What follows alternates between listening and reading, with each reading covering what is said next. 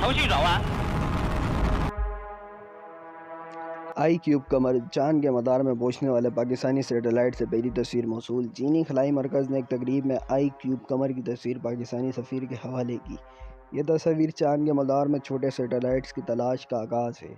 یہ مصنوعی سیارہ چین کے خلائی راکٹ چینگ E6 کی مدد سے 3 مئی کو چاند کی جانب روانہ کیا گیا اور اس سے پاکستان چاند کے مدار میں سیٹلائٹ بھیجنے والا چھٹا ملک بن گیا ہے۔